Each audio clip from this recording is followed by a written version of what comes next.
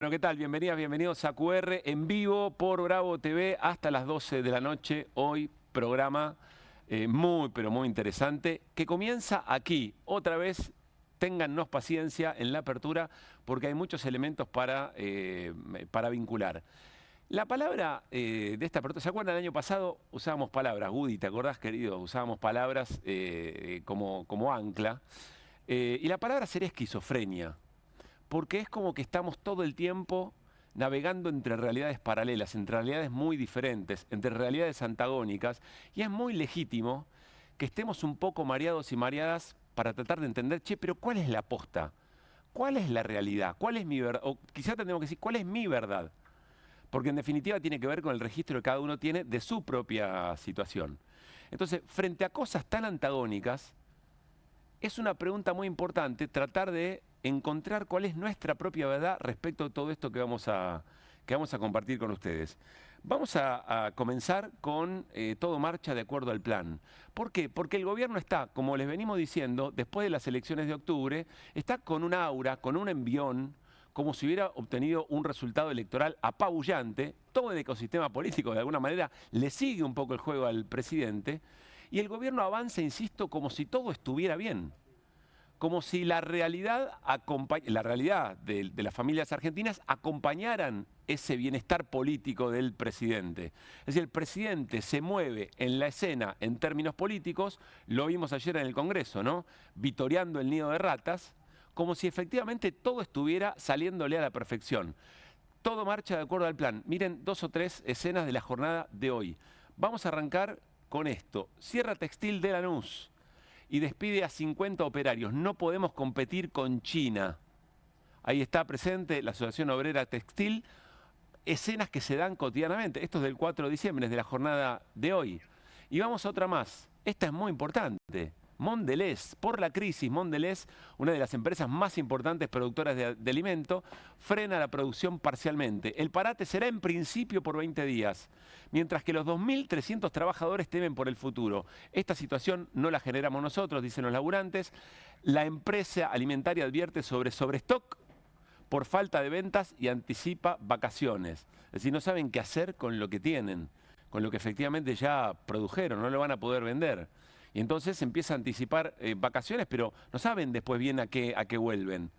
Por la merma en el consumo, entre otras cosas. Fabrican empresas de todas las que están en la góndola de las marcas más conocidas. De eso se trata Mondelez. Bueno, de acá nos vamos a ir a este trabajo que hizo la Universidad Abierta Interamericana y tiene que ver con la expectativa de las familias argentinas sobre las vacaciones, sobre si se van a poder ir de vacaciones o no. Miren estos datos, son realmente fuertes. ¿Vas a irte de vacaciones? ¿Vas a ir de vacaciones en el verano? El 57% dice no. El 17,5% dice puede ser. No lo tiene muy en claro a esta altura del año. El 25,5% dice que sí. Y acá, muy chiquito, dice, comparado con el año anterior, es un aumento del 7%. Pero claro, si es un aumento del 7%, ya viene siendo fulera la cosa. Pero pensemos esto, casi el 60% de las personas encuestadas por la Universidad Abierta Interamericana dice, no, no nos vamos a ir de vacaciones. Y hay un dato más de este mismo trabajo que después vamos a repasar con más detalle. ¿Por qué motivo no te vas de vacaciones? Problemas económicos, 65,5%. No tengo vacaciones, que es otro dato del momento, 20,8%. Por trabajo, 6,4%.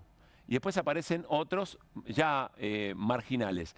Pero el dato destacado es que por razones económicas, el 65,5% no se va de vacaciones. Acá vuelve a operar el tema de las realidades paralelas. ¿Por qué? Porque ese 25,5% te llena una plaza.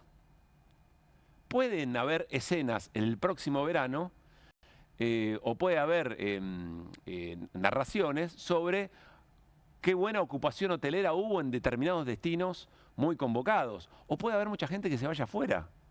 Vieron que ahora Mercado Pago tiene la novedad de que puedes pagar con Mercado Pago en Brasil. ¿Por qué será? Bueno, porque todo alienta y las ofertas que nos aparecen permanentemente es, che, es más barato o más o menos lo mismo irte a Florianópolis que irte a la costa bonaerense. Y los aviones van a estar llenos para argentinos y argentinas que se van al exterior. Pero son el 25,5%.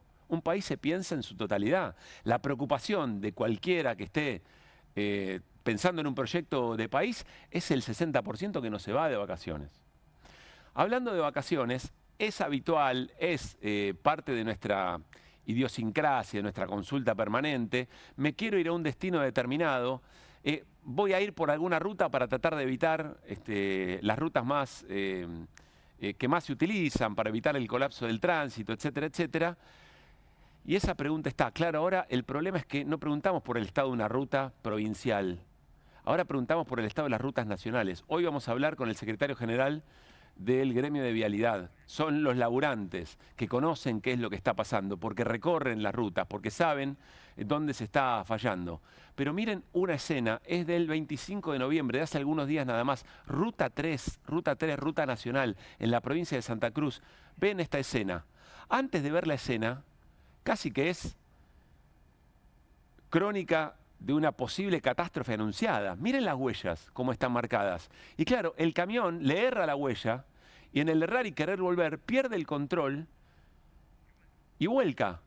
Y había otro camión que venía de frente que de milagro, esto no es otra historia trágica. Déjenme decirle, quizá no lo vimos tanto esta escena porque no terminó en una tragedia y fue un vuelco con seguramente alguna lesión.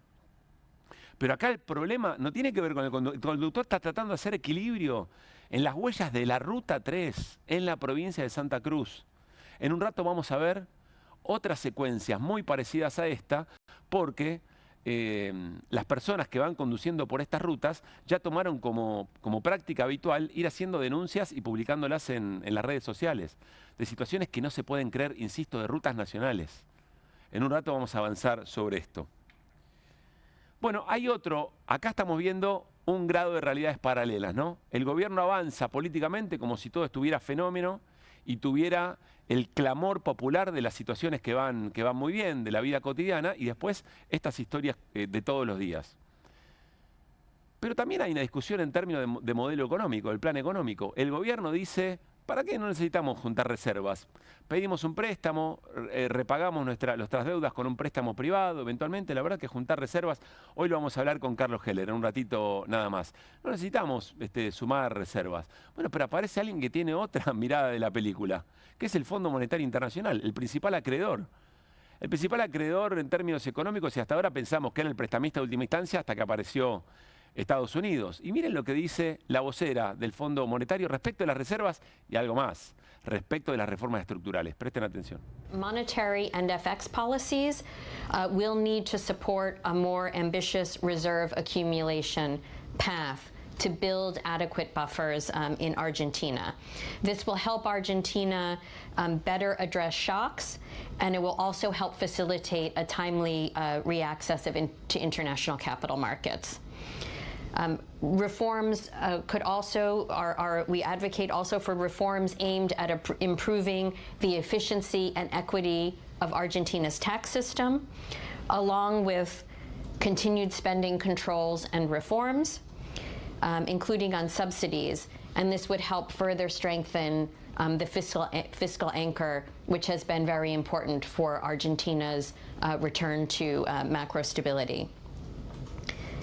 Creating a more market-based and resilient economy in Argentina will also require continued reforms on the deregulation front, as well as efforts to improve the functioning and flexibility of markets, including the labor market.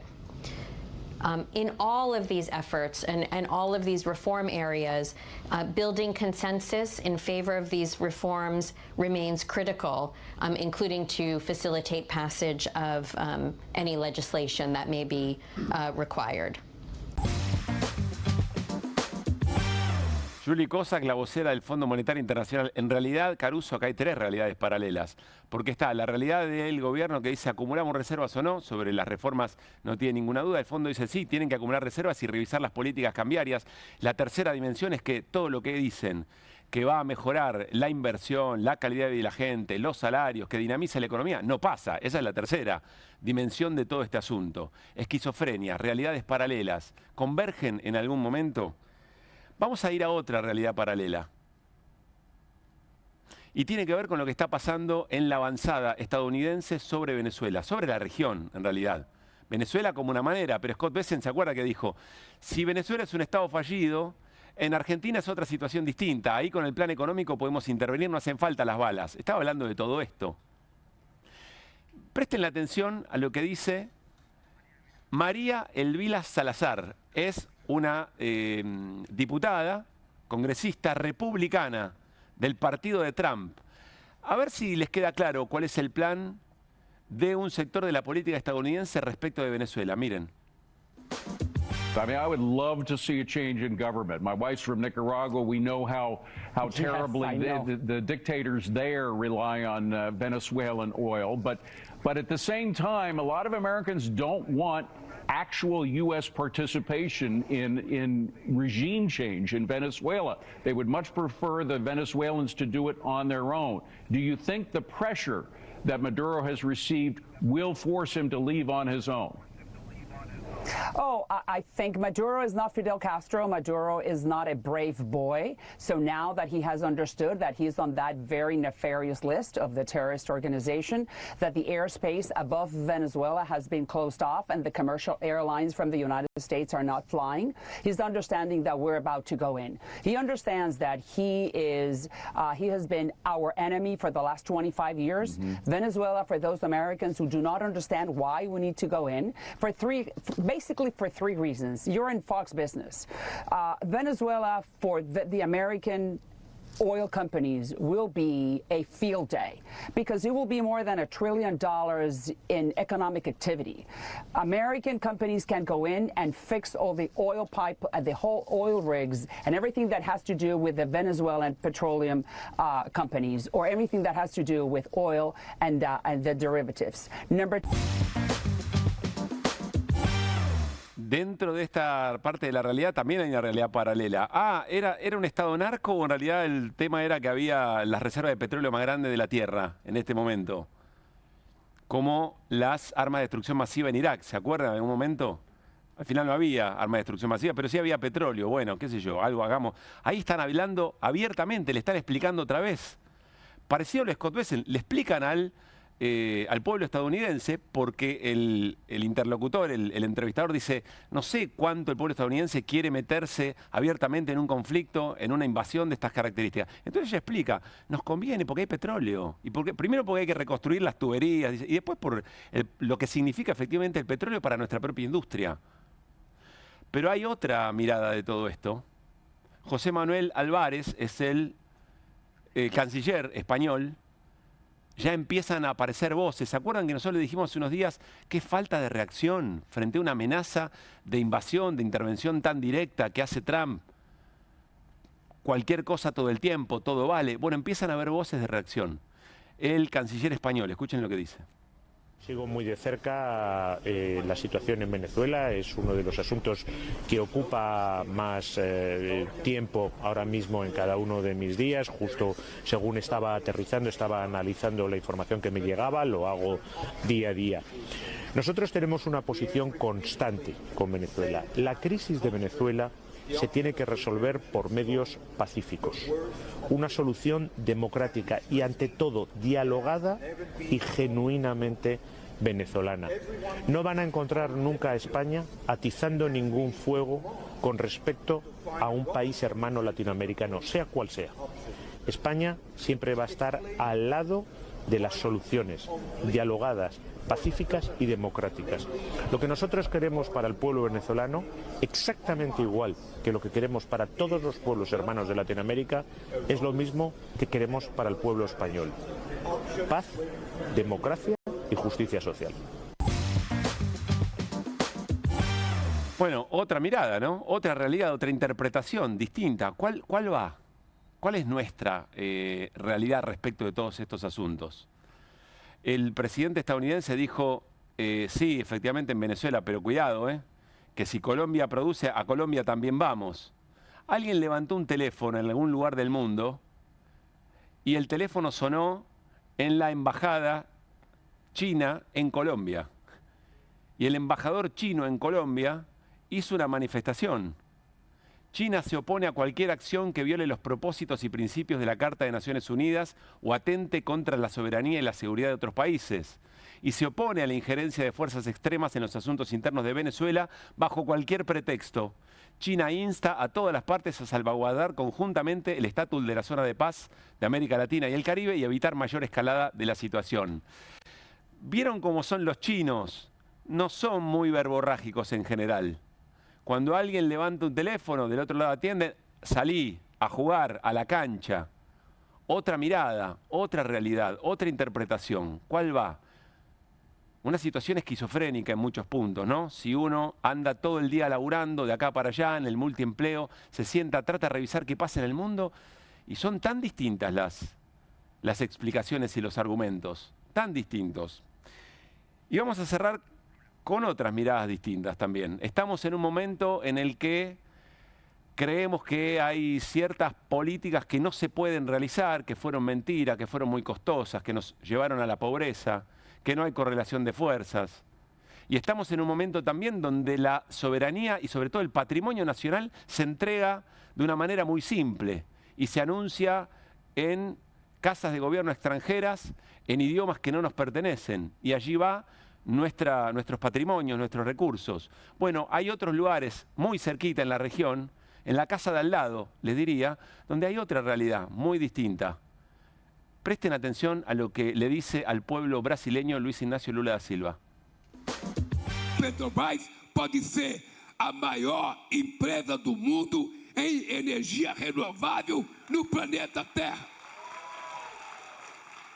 A gente pode virar a Arábia Saudita do combustível renovável. E o Brasil é o país no mundo que tem mais autoridade moral.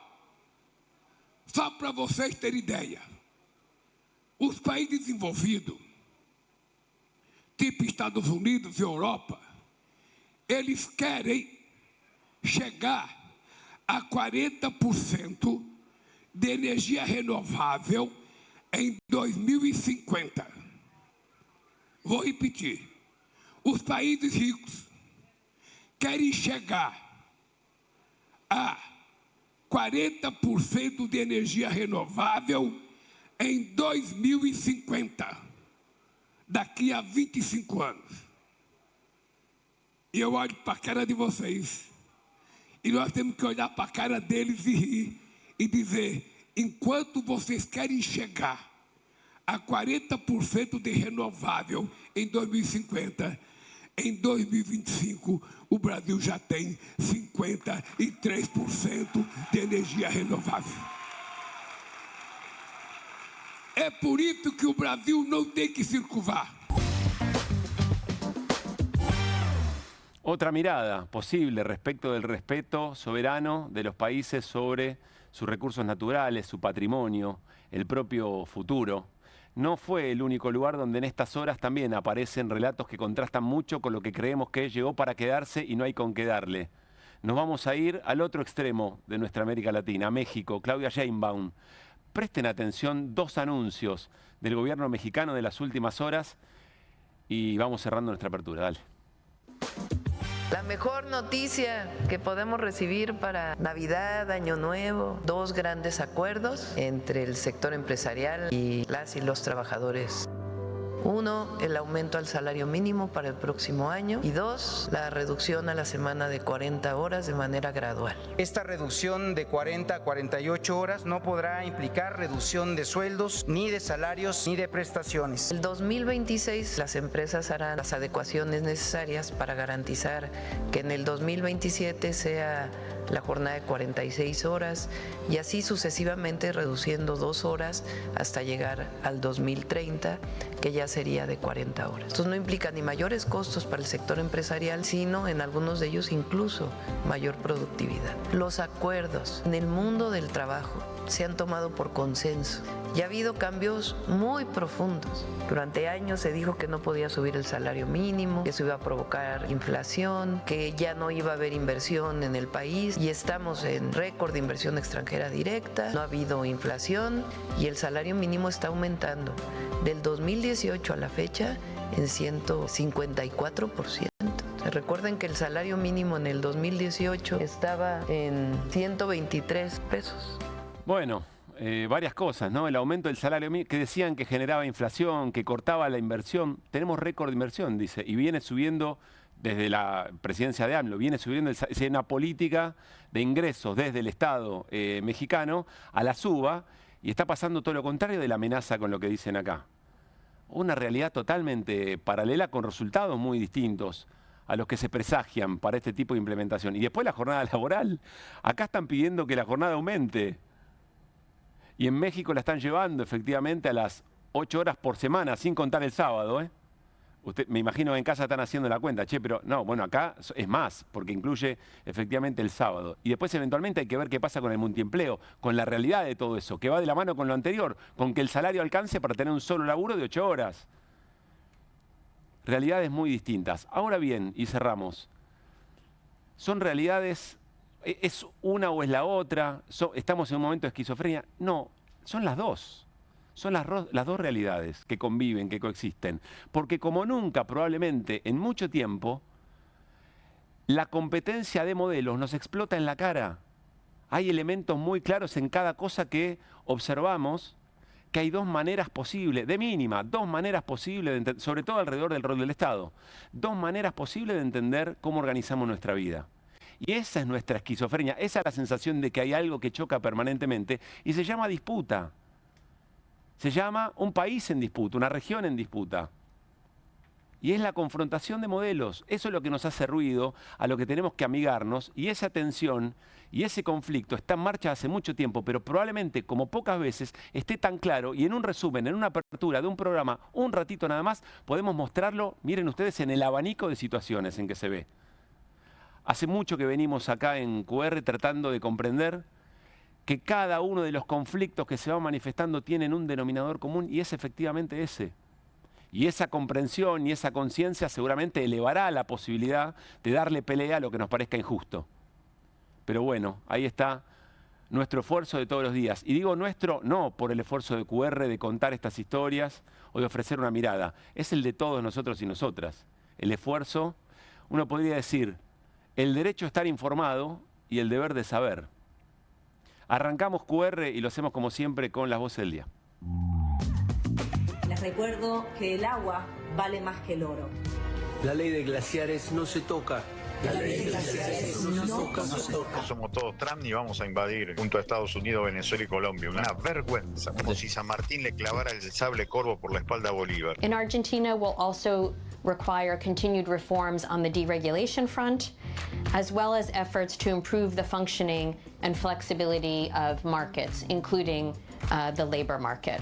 Bastante laburo nos costó que 13 millones de argentinos salgan de la pobreza. Si ustedes toman cada uno de los logros de este gobierno, si yo hubiera sido peronista, hoy la mitad de las calles de Argentina llevarían mi nombre. Lo que yo digo es que el presidente se ponga a agitar como un barra brava, a cantar la casta tiene miedo, cuando es la cabeza de uno de los gobiernos más investigados por corrupción en tan poco tiempo, es por lo menos sorpresivo. Yo lo que veo es una estabilización de la miseria, pero la paz del cementerio nos va a llevar a un lugar muy malo. Así que estamos acá para combatir. No se entusiasmen mucho y que no haga de este hecho el pensamiento de creer que tienen el control total de la Cámara. Tiene la primera minoría, pero es un gobierno de minoría. No entiendo bien desde cuándo asumimos y naturalizamos que una movilización es un delito y es un desmán. Y la policía, sin mediar palabra, nos sacó con gases lacrimógenos. Me alegro que Bullrich esté en el Senado y no esté de ministra de Seguridad. Es menos peligrosa. Queremos integrarnos al mundo, pero lo que decimos es, bueno, nivélenos la cancha, sacame las piedras. Estas reformas que estamos hablando a nivel laboral e impositivo son fundamentales para bajar el costo argentino. Es la peor crisis de la que yo tengo en memoria que estamos atravesando. No se vende un tornillo. Si hay algo que beneficia a los trabajadores, bienvenido sea.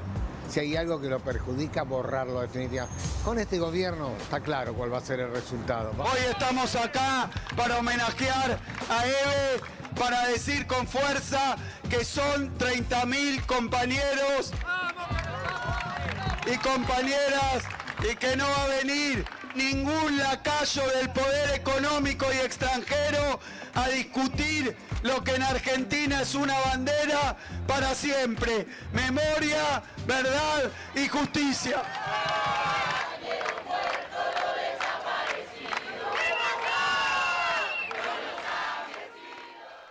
Muy buenas noches al equipo de jueves de QR. Casi digo que vuelvan las ideas, Mariano. Debe ser que estás vos y me voy para que vuelvan. Buenas noches, Mariano Hamilton. ¿Cómo andás? ¿Cómo te va, Pablo? Buenas ¿Todo noches. bien? Aldana Denis, muy buenas noches. Buenas ¿Cómo noches, estamos? Pablo. ¿Cómo va? Y señor Martín Granoski.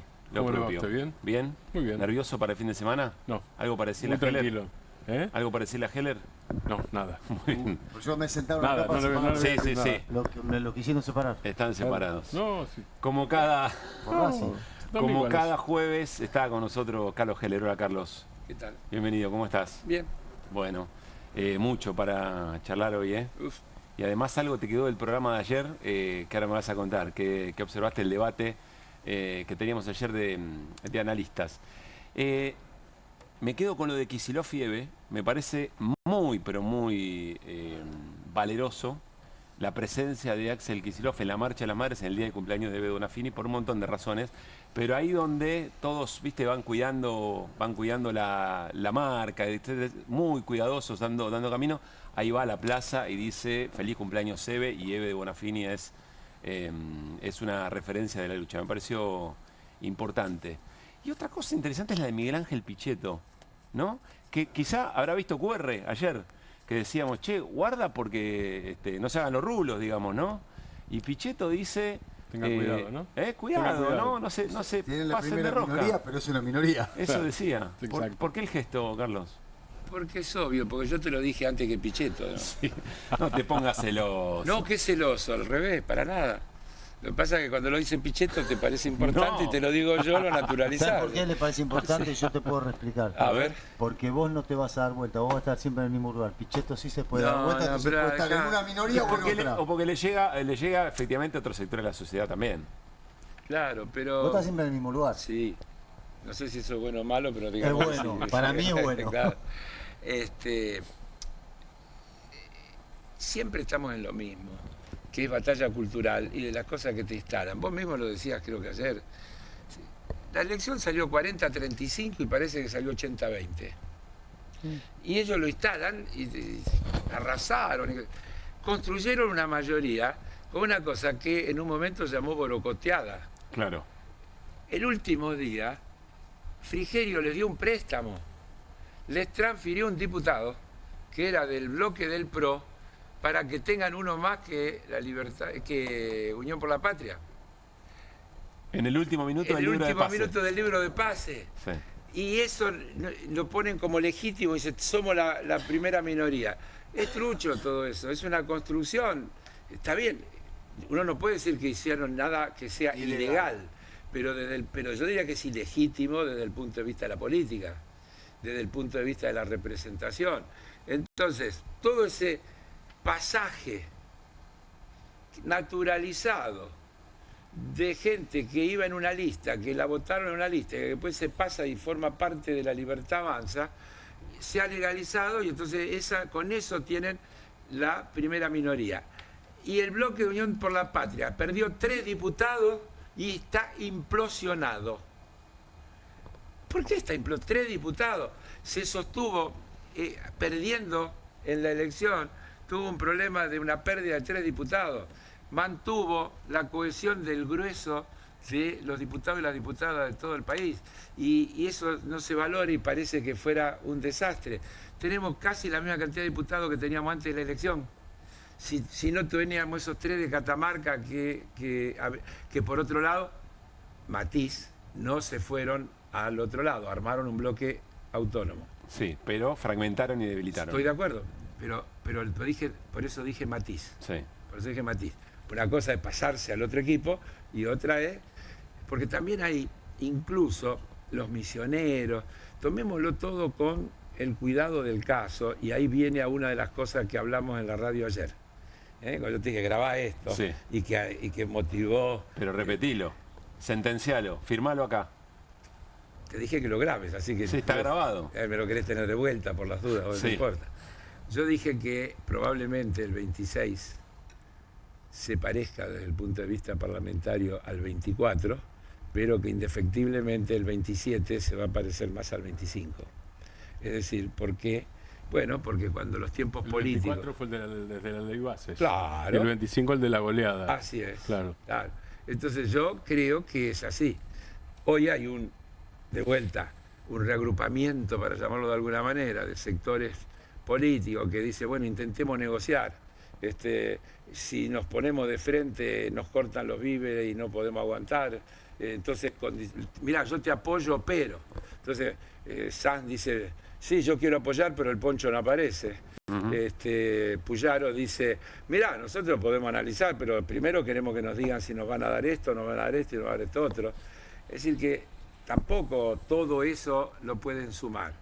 Ellos tienen para sumar eso que armaron, esa primera minoría que construyeron con toda esa sumatoria, y después van a tener que remar en las negociaciones parlamentarias alrededor de cada una de esas cosas, y más allá de que tienen la instrucción, porque no lo digo yo, salió en todos lados, de que entre las cosas que le dijo el tío Donald tiene que acordar con la oposición. El Milei ayer de la Cámara en el nido de ratas, comparado con el Milei que jura y se va a la vereda y habla de espalda, está marcando un cambio de postura notable que no creo que sea de distinta valoración de Milei sobre el Parlamento y los parlamentarios, sino de indicaciones de la necesidad de construir alianzas que le permitan avanzar en los que le hacen el itinerario le dicen, mirá, vos querés que te apoyemos, tenés que garantizar la reforma laboral y la reforma impositiva como mínimo, y la reforma penal. Construir gobernabilidad. Y para eso tenés que construir gobernabilidad y pegándole trompada a todos esos que te quieren apoyar, pero sí no lo vas a lograr, intenta otro camino. Y eso es lo que está haciendo, cumpliendo instrucciones. Eso es lo que... Y vos lo que decís es, este armado, sumado a las contingencias de un año... No da la cuenta. Lo que yo digo es que si Milei o el gobierno le tiene que dar a las provincias lo que las provincias le piden para apoyarlo, se le va al diablo el famoso equilibrio fiscal. Porque, entre otras cosas, va a tener menos ingresos. Si hace la reforma impositiva, va a tener menos ingresos impositivos. Y en una economía en recesión, significa que el ajuste que va a tener que hacer del otro lado de la cuenta es mucho más grande. Y, consecuentemente, la reacción social que va a tener en todo el territorio, porque el país son todas esas provincias, no hay un territorio de la nación y un territorio de las provincias. El territorio de la nación es la sumatoria de los territorios provinciales. Y ahí los gobernadores y entonces sus diputados van a recalcular. Van a recalcular parcial o totalmente, y es lo que yo que es un digo, poco lo que pasó en el 2025. Es un poco lo que pasó, sobre todo en la segunda mitad del 2025. Claro. Y que permitió todas esas leyes que se sancionaron, donde incluso hemos logrado 2/3, con la misma composición de las cámaras que aprobaron la ley base, sin ningún cambio, con exactamente la misma composición. Lo que cambió es el escenario. Eso es lo que yo dije y que ayer fue tomado, dijeron, sí, está bien, grabalo y va a volver a pasar. La otra cosa que no es, que hace que no sea real claramente el 80-20 es lo del Senado, porque también estos días es, los santiagueños se van, los santiagueños no se fueron. Claro. Zamora, al final hay interbloque. Hay interbloque con Fuerza Patria, con Unión por la Patria, al final es interbloque. Claro, y si hoy se aprobó, esta madrugada, el presupuesto, las concesiones que tuvo que hacer Kicillof, ¿y qué hay? Y entonces... Eso se trata el asunto. No, pero entonces, y las concesiones que hace Milei están bien, pero las que hace Kicillof no. ¿Por qué? ¿Por qué Kicillof no puede negociar cosas con las otras fuerzas políticas para lograr que le aprueben lo que necesita para poder gobernar en un marco de hostilidad que le plantea un gobierno que, según el gobernador, le han, él dice, robado 13 billones de pesos a la provincia de coparticipación que no le han dado? Bueno, y él tiene que gobernar la provincia, que es el 40% de la República Argentina. Entonces, todo eso forma parte de esa complejidad. Y conseguir dos tercios en las legislaturas de la provincia, en ambas cámaras, 2 tercios, para que le aprueben eso. Así que tuvo que negociar con los radicales, con la coalición cívica, etcétera. Creo que salvo con los de Libertad Avanza y el FIT, que también le votaron en contra, el resto de la fuerza apoyaron. Construyó la mayoría necesaria para el sector del PRO. Así es, para obtener los 2 tercios. Del peronismo. Y entonces, ¿por qué está mal eso? Digo, para este tema de la doble lectura y Fue buena la de Mariano, pasó por abajo, pero buena la de Mariano, incluso con algunos sectores del peronismo. A ver, Carlos, porque te es muy cercano el tema y porque me parece que nos va a abrir una charla interesante con toda la mesa, vamos a echarle un poquito de combustible a lo de los 2 modelos y vamos a volver a Lula en un anuncio de hace unos días, pero que es imposible no hacer esfuerzos para ponerlo en el adelante de la escena. Miren. Yo lo pondría todos los días en mi casa. Yo me duermo escuchando eso. Miren.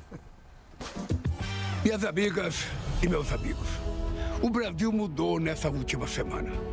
Pela primeira vez, mais de 100 anos após o início do imposto de renda, privilégios de uma pequena elite financeira deram lugar à conquista para a maioria do povo brasileiro.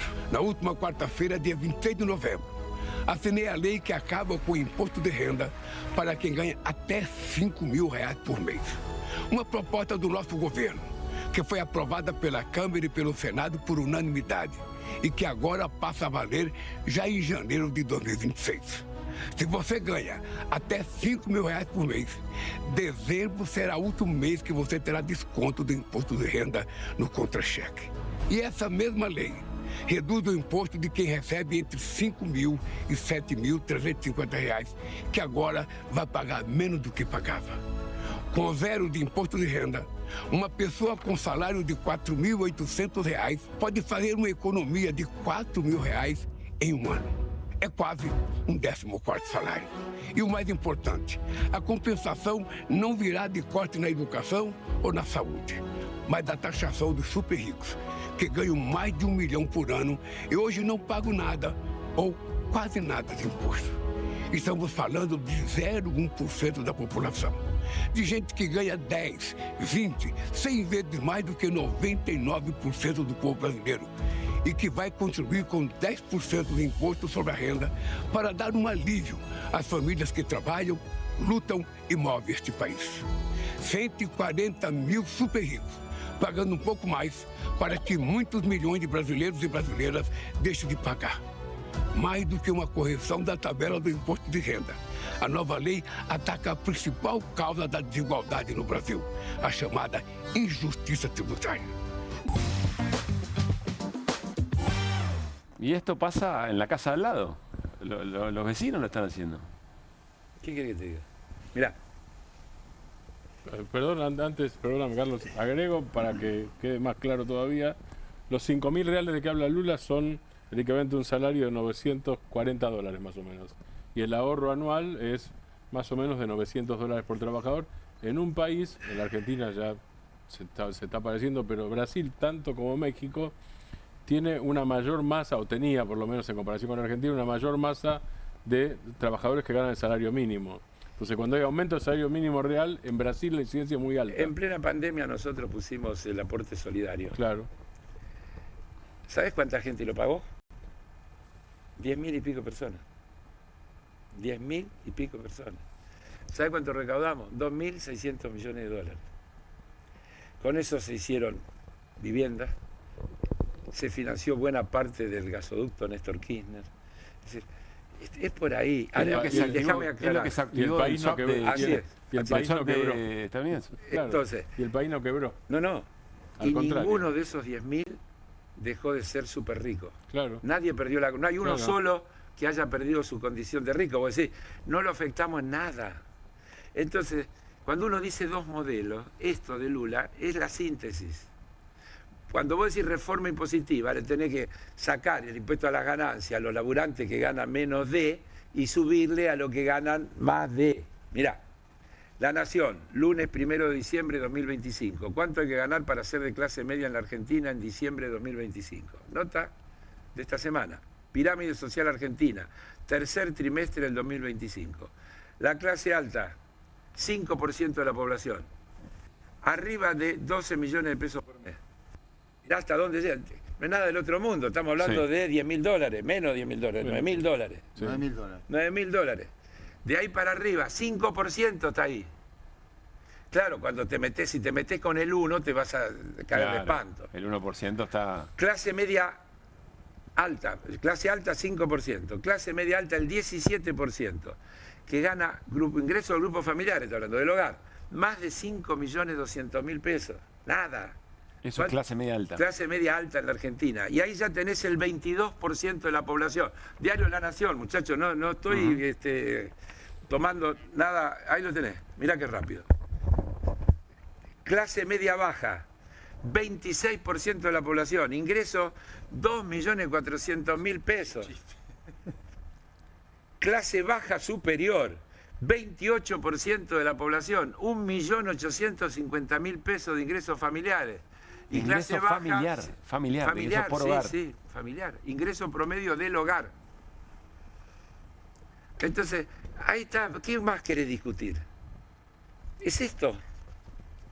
Es esto. La Nación, 1 de diciembre. Ahí lo tenés. Es esto. Entonces, ese 22%, y me pongo en tipo que gana arriba de 5.200.000 pesos, que es nada del otro mundo. ¿Qué 22%? Perdóname. De la clase media, lo que crece media alta y clase alta. Sí. Eso, 22%, va a llenar todos los aviones, va a llenar los centros turísticos, todo eso que vas a ver, va a pasar, porque saqué a la cuenta cuánto es ese 22% de la población argentina y vas a ver entonces si te da para que tengas toda esa sensación con la que te quieren vender que estamos fenómenos. Te va a dar la foto de las rutas colapsadas hacia la costa. Así es, por ejemplo. O aviones que se van a Brasil. repletos de gente, claro. Carlos, el impuesto que vos mencionabas, el aporte solidario. El aporte solidario, no era ni siquiera para ese 5%, era para una franja más chica todavía. Lo claro. Digo, 10.000 personas lo pagaron. Claro. Y agrego algo a lo que mencionaba Carlos respecto de este aporte que en gran parte fue destinado a financiar el gasoducto Néstor Kirchner, que explica gran parte del superávit de balanza energética que hoy con el que hoy cuenta este gobierno y que utiliza para financiar este proyecto. Digo, porque después uno tiene que escuchar que la obra pública, que el aporte,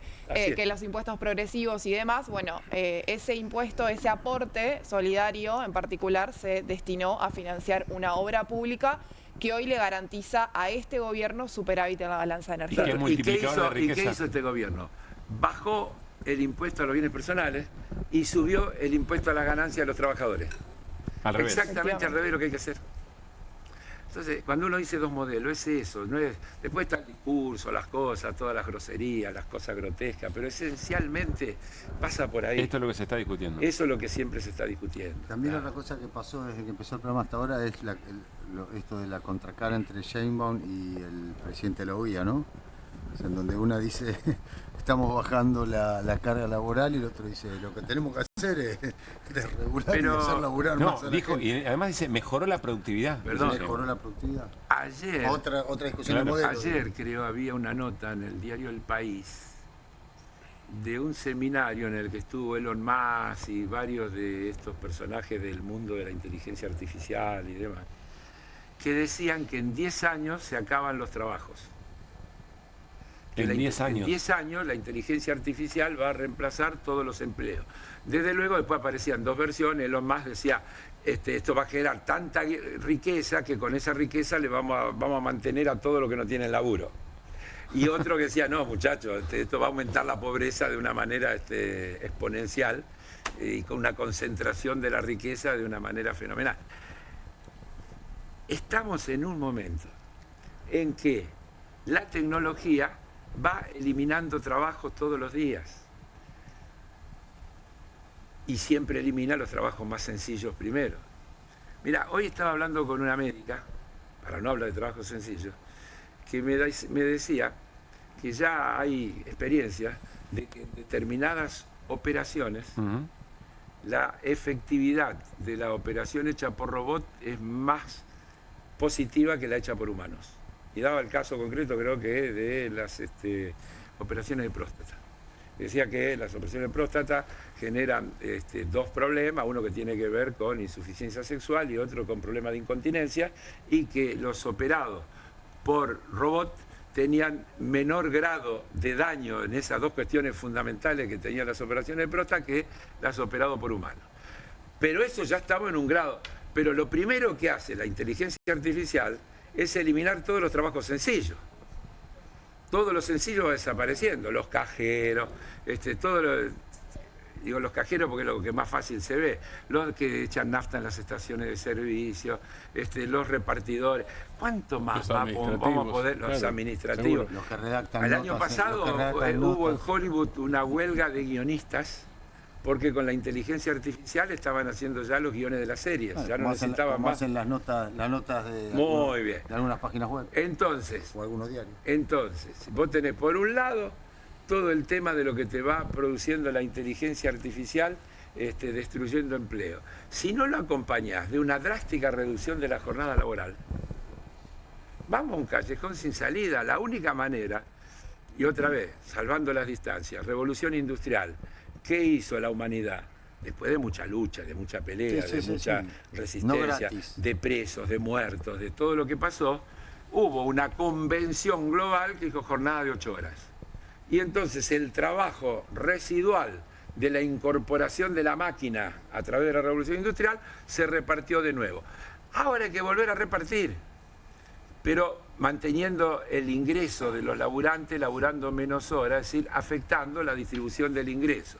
También hay que hacerlo de la manera inteligente, porque cuando vos decís eso, por ahí el de la pyme de la vuelta dice, si yo hago eso me fundo. Claro. Entonces, probablemente al de la pyme tengo que hacerle la modificación impositiva para que lo pueda hacer. Entonces, no es una cosa igual para todos, porque la pirámide no es igual para todos. Yo me tengo que meter esencialmente con el 5%. Y tengo que ver ese 5% no solo de la Argentina, del mundo entero. ¿Qué es lo que dijo Lula? Ni más ni menos que lo dijo Lula. Dijo eso. Entonces, de eso se trata. Cuando uno dice 2 modelos, estamos hablando de eso. Después vas bajando y están todos los detalles de todo lo que se puede hacer, de lo que se hace bien y de lo que se hace mal, incluso en nombre de causa justa. Todo eso vale. Pero esencialmente, ese es el problema. Vos hablabas, Carlos, de negociación por el endiablado sistema electoral brasileño. Sí. El Partido de los Trabajadores nunca tuvo mayoría. Ninguno de los gobiernos del Partido de los Trabajadores, desde el 1 de enero del 2003, que Lula es presidente. Nunca. Porque hay votación, se votan individuos. Algunos dicen que eso es maravilloso y eso es un desastre. Se puede hablar horas de esto, pero no lo voy a hacer. Del centrado. Sí, pero son individuos. Entonces hay individuos que... ¿Quién es el vicepresidente de Lula, estimado Martín? Geraldo Alckmin. ¿Quién es? Que había sido... ¿Qué había sido? Había sido gobernador de San Pablo y contrincante de Lula de derecha. Claro.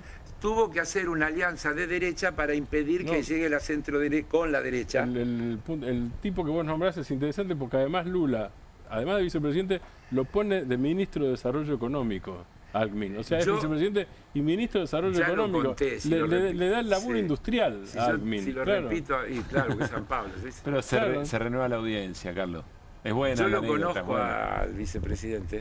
¿Alckmin lo conoces? Alckmin, porque cuando él era gobernador de San Pablo, yo fui una vez a un seminario invitado por la FEBRABAN, que es la Federación de Bancos Brasileros, y compartí un panel con él. Y almorzamos juntos y estuvimos charlando. Y era un antilula, pero no sabés, claro. Pero muchos de los que integran el gobierno, Marina también un antilula. Pero por eso te digo. Que era de Lula, después fue antilula, claro. Ahora vuelve a ser de Lula. Pero Lula logra construir esas alianzas y mantener el rumbo en lo principal. Seguramente que ha hecho concesiones. Y seguramente que desde posiciones, digamos, de la ortodoxia le deben cuestionar que concedió cosas que no debería. Pero pensémoslo al revés. En esa característica, y con el 50% de la población habiendo votado Bolsonaro, consiguió que salga por unanimidad este impuesto a los ricos. Y además, esto va a regir a partir del 1 de enero del 2026. Que es el año que hay elecciones. Claro, que hay elecciones. Y por eso insisto, no tiene mayoría en el Congreso. Ya conté acá la anécdota de Lula cuando ahora ganó, ¿no? La conté acá un montón de veces. Sí. Ya la repetí, no la repito más. Vale también la noche o cerca el día no, la mañana siguiente de las elecciones. Del triunfo. Del triunfo. Él dijo textualmente, estoy muy feliz porque ganamos, pero no puedo dejar de pensar que casi la misma cantidad de brasileños que me votó a mí, votó a esta bestia después de haber gobernado un periodo completo. Porque no era como acá, que votó a Milei por un discurso, la expectativa contra la casta, lo votó a Bolsonaro presidente. Sí, sí. Que viva por la reelección. No puedo, estoy feliz porque gané, pero esta es la realidad que tengo en Brasil y tengo que gobernar con esta realidad. Bueno. Bienvenido al mundo. No, sí. Quiero que repasemos con Aldana y nos metemos en otro tema para charlar muy importante, la palabra de la vocera del Fondo Monetario Internacional, Julie Kozak. Vamos a repasar lo que decía, lo analizamos con Aldana y con la mesa. Monetary and FX policies will need to support a more ambitious reserve accumulation path to build adequate buffers in Argentina. This will help Argentina better address shocks, and it will also help facilitate a timely reaccess to international capital markets. Reforms could also, we advocate also for reforms aimed at improving the efficiency and equity of Argentina's tax system, along with continued spending controls and reforms, including on subsidies. And this would help further strengthen the fiscal anchor, which has been very important for Argentina's return to macro stability. Creating a more market-based and resilient economy in Argentina will also require continued reforms on the deregulation front, as well as efforts to improve the functioning and flexibility of markets, including the labor market.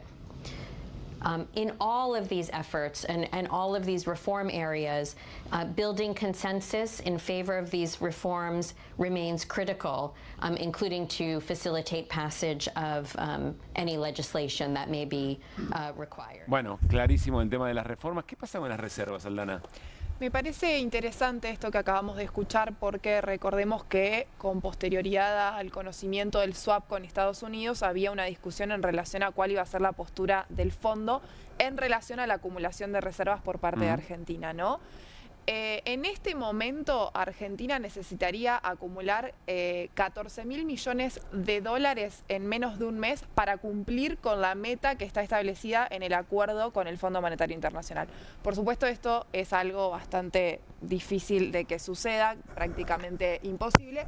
Acá la pregunta es si el Fondo Monetario Internacional le va a perdonar a Argentina nuevamente este incumplimiento de esta meta. Famoso waiver. Exactamente, tal y como se hizo en la revisión anterior, donde el fondo ajusta esa misma meta en 5.500 millones de dólares. Y otra cuestión que escuchábamos en el tape de recién tiene que ver con la eficiencia en términos tributarios. Esta semana conocimos los datos respecto a la evolución de la recaudación por parte del Tesoro Nacional y en el mes de noviembre registró una caída del 8% en términos interanuales. Esto es importante para pensar cómo esto va a impactar en el ajuste que viene llevando a cabo el gobierno en términos de gasto público para cumplir con otra de las metas que tiene el acuerdo con el Fondo Monetario Internacional, que es la del superávit primario con un 1,6% del PBI. Bien. Carlos, ahí vieron que hay un jueguito. ¿Arranca o no arranca? ¿Acumula o no acumula el gobierno? Estos días hay un informe del banco Barclays que dice, cuando Milei asumió, las reservas netas estaban en menos 11.000 millones, hoy están en menos 16.000, 13.000 millones por debajo de la meta que le fijó el Fondo Monetario. Y que esto está maquillado por el préstamo del Fondo Monetario Internacional, que está guardado, que es para reserva. Sigue el informe del Barclays. Es un banco, ¿no? Banco internacional. Sí, un banco internacional de los grandes. Las reservas líquidas dejan al programa expuesto. Las reservas líquidas, incluyendo oro, son de 28.000 millones, de los cuales 16 son depósitos de banco en el Banco Central. Bueno, y sigue explicando todo eso y termina o avanza. El camino futuro para las reservas no es alentador bajo el actual régimen cambiario. Una mejora significativa de la liquidez externa requiere compras agresivas de dólares, algo poco probable bajo este esquema. O sea, hay una tensión muy clara entre lo que le plantea el fondo, lo que le plantea el sistema financiero y lo que el gobierno hace y eventualmente el aval de Estados Unidos. ¿Y ahí qué pasa con esa tensión? Nada. Qué crack. ¿Cómo nada? Gana el aval. El fondo se la va a arreglar para decir que la Argentina no cumplió, pero no es tan grave porque está haciendo... Porque en lo que están de acuerdo el fondo, el gobierno de Estados Unidos, los bancos y todo lo demás, es que lo que quieren es los cambios legislativos, lo que quieren es el cambio impositivo, quieren los cambios laborales y demás, para idealizar las condiciones para que vengan a llevarse lo que están esperando llevarse, que son nuestras riquezas naturales, que es el gran botín en disputa. O sea, por más que se lo quieren parezca, llevar al menor costo posible. Por más que les parezca una escena de fragilidad, no van a meterle ruido a la disputa legislativa. O le meterán un poquito de ruido, pero no, el fondo no va a decir se cayó el programa y nos tiene que pagar. El fondo ya lo hizo, ahora la Argentina no cumplió y lo pasó de largo en la revisión anterior. Sí. Simplemente pateó la fecha de la revisión para más adelante. Y bueno, volverá a hacer algún truco de esos. Lo que hace Juli Cosa que es hablar más largo, entonces. Eso, claro, más tiempo. Son declaraciones más largas. Pero entonces, la tensión del modelo está, no es que quiera citarte permanentemente, pero está en la resistencia de... No tengo ninguna duda. En la resistencia de la gente a estas políticas. Ahí aparece, no aparece ni en la fragilidad financiera que pueda aparecer, ni lo que puede decir Estados Unidos, ni el fondo. No, que el fondo... Aparece si la sociedad argentina se va a conocer. ¿Cuándo explotó la convertibilidad? Piquete Cacerola. Piquete y Cacerola, la lucha es una sola. Cuando le soltaron la mano a De la Rúa. No le soltaron la mano. No podía dar buenas noticias. Caballo fue a Estados Unidos. Caballo fue a Estados Unidos, vuelve y dice no. Pero antes también las buenas noticias eran el crédito que le dieron. Todo lo mismo que ahora. Lo único que ahora es peor. Porque ahora estamos más endeudados que en Yo creo que es peor, pero también es cierto que en ese momento le soltaron la mano, Carlos. Sí, pero vuelvo, le soltaron la mano porque las condiciones políticas no le permitían sostenerla. Y además, porque había un factor que si te lo olvidas, cometés, creo, un error de apreciación, que es el agotamiento de la convertibilidad. 10 años de convertibilidad que no podía más. Hoy no tenés esa. No, pero además... Un tipo de cambio artificial, un 1 a 1 mantenido durante una década, manteniendo la moneda a la par con la economía más grande del mundo. Ya había habido crisis asiática, crisis rusa, de todo, y acá seguíamos con el 1 a 1, insostenible. Y además con un sistema financiero donde voy al banco con 10.000 pesos y decía, hágame un plazo fijo por $10.000. Y después cuando venía querías que llevarte $10.000, no 10.000 pesos. O sea, esa inconsistencia a lo largo de 10 años ya había llegado al límite. Hoy no tenés ni por asomo. Primero, sistema financiero, 87% de los depósitos en pesos. Por lo cual, vos no podés tener una crisis por ahí. Digo, para despejar incógnitas, que es una de las cosas de... Pero me interesa mucho eso. No tenés inconsistencia en ese sentido, en la solvencia del sistema financiero. No le van a meter ruido que entorpezca estas reformas, ni el fondo, ni Estados Unidos, ni los bancos, más allá de que digan lo que donde puede aparecer el punto de quiebro, la tensión, es en que la gente se la banca. Para mantener el famoso equilibrio fiscal dibujado, porque además está dibujado, y hacerlo consistente con lo que le pide el fondo, el gobierno de Estados Unidos, etcétera, que es una reforma impositiva, es decir, menos ingresos fiscales, una reforma laboral, es decir, menos ingresos previsionales, por ejemplo, tiene que meter un ajuste más grande aún del otro lado, del lado del gasto, porque si no, no hay manera que la cuenta cierre. La cuenta solo cierra si cierro más la canilla del otro lado. Eso es el límite de la resistencia a los ajustados. ¿Dónde está? No lo sé, nadie lo sabe. ¿Cuándo va a pasar y por qué? ¿Qué sé yo? Pero es eso. Entonces aparece esto que dice Beto Quevedo ayer acá en tu programa, que retoma lo que yo dije ayer a la tarde en la radio con vos, cuando dije, puede ser que el 26 se parezca al 24, pero indefectiblemente el 27 se va a parecer al 25. Te dije grabalo y dentro de un año lo escuchamos. ¿Te acordás? Sí, señor. Bien. Lo vuelvo a repetir ahora para que no quede ninguna duda. Dentro de un año y dentro de dos. Y dentro de dos. Carlos, gracias. Este es tu último jueves en esta etapa como diputado nacional. Ya el próximo jueves, ¿no? ¿Qué es el próximo jueves? Y hoy estamos a 4 y 11. Claro, sí. Bueno, Igual el 9, dentro de 2 años. No, por eso en esta etapa. El 9 a las 23:59. Te convertís en calabaza. Sí, me convierto en calabaza. Quiero decir públicamente, a Carlos lo quiero, creo que somos buenos amigos, no necesito decirle esto en ninguna circunstancia, pero después de haber visto lo que vimos ayer, el Congreso Nacional necesita más Heller, no menos Heller.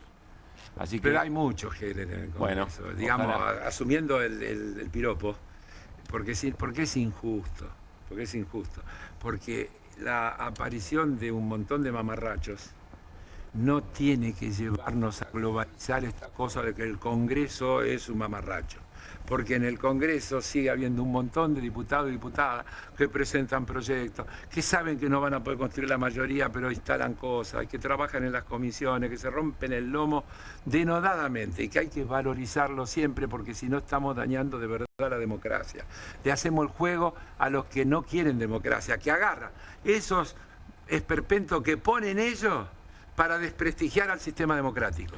Guarda con eso, vuelvo a repetirlo, porque es fácil caer en esa tentación y creo que cada vez hay que hacer la diferenciación. Hoy está lleno de, vuelvo a repetir, la implosión del bloque de Unión por la Patria. El bloque de Unión por la Patria se reunió, discutió, qué sé yo, ratificó a sus autoridades. Germán Martínez sigue siendo el presidente del bloque. A Moró se la religió como vicepresidenta de la Cámara. Siguen estando la misma gente y todos los grupos se pusieron de acuerdo y van a trabajar y va a haber matices, porque hay matices, porque no piensan todo igual. Es así y no tienen por qué pensar todo igual. Y hay intereses distintos, porque también no es lo mismo. Los intereses que tienen las provincias, digamos, mineras, no son los mismos que lo que tienen las provincias industriales. Y entonces necesitan... Pero son parte de un mismo país, sí, ¿no? pero hay matices que se reflejan luego en posiciones, que hay que también entenderla en la complejidad. Lo que yo digo es, no hagamos lecturas sencillas de escenarios complejos. Nada más que eso. ¿Ven? Por eso también necesitamos más Heller en el Congreso. Bueno, será diputado mandato cumplido. No me gusta eso. Heller. Yo terminé, no soy más diputado, Heller. Pero voy a ser dirigente político, voy a seguir estando en los medios, voy a seguir escribiendo como escribo las 4 notas que escribo todos los fines de semana, y voy a tener más tiempo. ¿Sabes cuántas invitaciones tengo para dar conferencias? De todos lados del país, del interior y demás, y bueno, que estuve postergando, así que voy a hacer algunas, además de darme algunos gustos a disfrutar eso también, sí, a disfrutar eso también. Y también el jueves Heller o Granowski serán finalistas, así que veremos que vamos a tener un jueves muy lindo, muy interesante la próxima semana. Gracias, Carlos. Chao. Bueno, nos quedamos en un tema que recién conversamos, tiene que ver con lo que ayer ocurrió a la madrugada, 4 de la mañana más o menos, se destrabó y aprobó el endeudamiento para la provincia de Buenos Aires, y vamos a ver si Gustavo Pulti, diputado provincial de la provincia de Buenos Aires por Fuerza Patria, Unión por la Patria, en realidad puede darnos algunas certezas de lo que pasó. Gustavo, gracias por esperarnos unos minutos. Pablo Caruso y todo el equipo de QR, saludamos. ¿Cómo estás? ¿Qué tal? Buenas noches, un gusto saludarlos. Gracias, Gustavo, para nosotros también. ¿Qué balance de la negociación, de las idas y vueltas, de los cuartos intermedios muy intensos y finalmente el acuerdo para el endeudamiento de la provincia?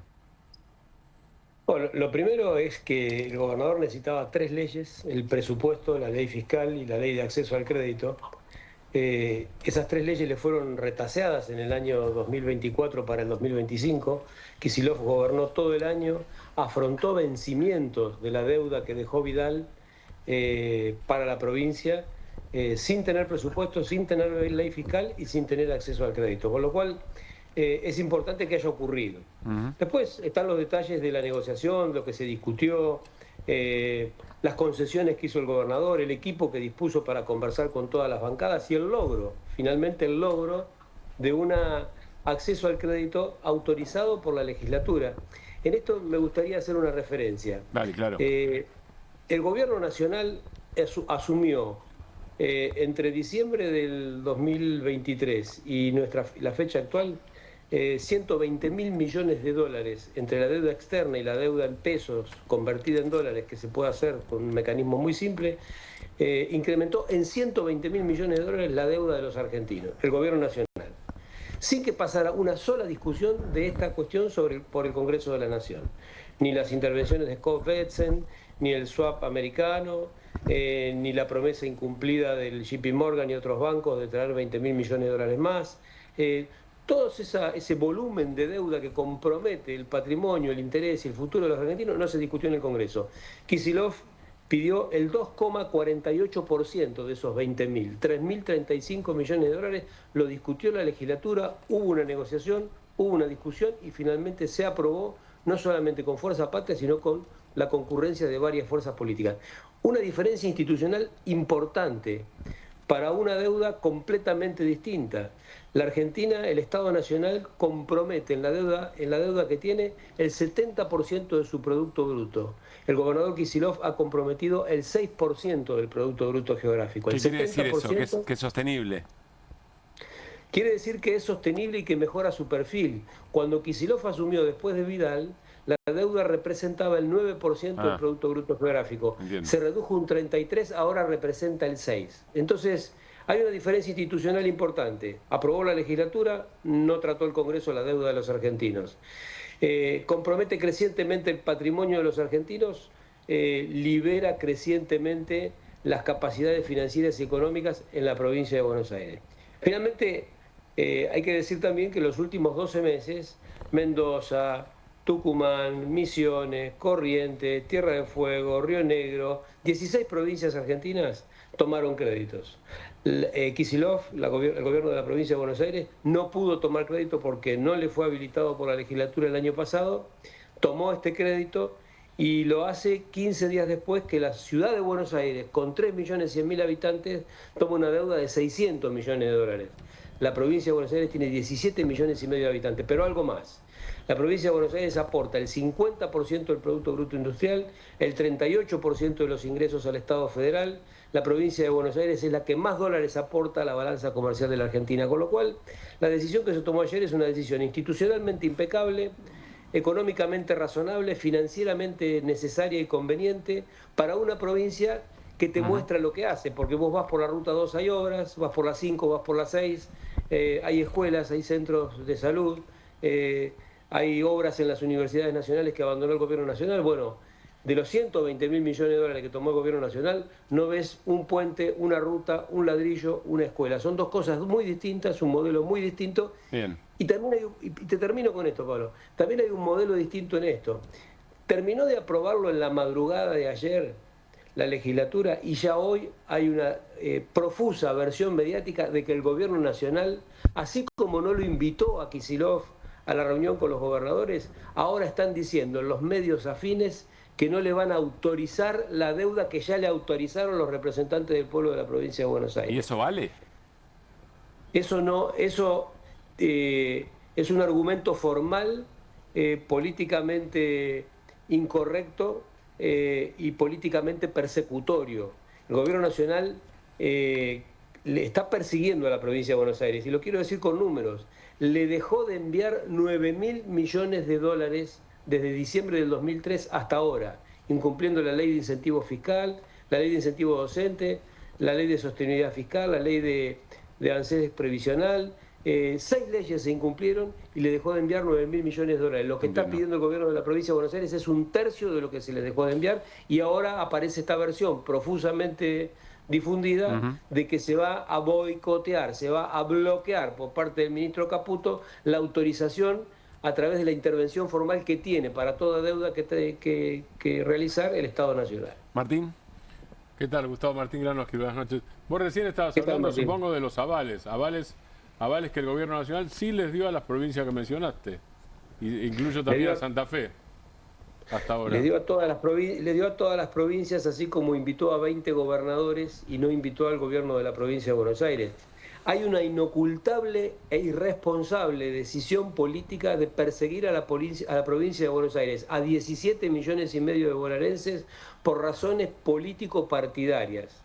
El gobierno nacional le ha declarado la guerra y trata a la provincia de Buenos Aires como si fuera una potencia extranjera en conflicto, cosa que, muy por el contrario, el gobierno de la provincia de Buenos Aires le ha dicho al presidente Milei a través de su gobernador: queremos reunirnos, démonos una política para combatir el narcotráfico, ya que es un aspecto que tiene que abordar indudablemente el Estado Nacional, a quien le incumbe el ingreso de las drogas por las fronteras. Le ha dicho el ministro Bianco al ministro Santilli: reunámonos. Y ha sido maltratado el gobernador, ha sido maltratado el ministro, son maltratados los bonaerenses cuando no se les remiten fondos establecidos en leyes. Esto está pasando.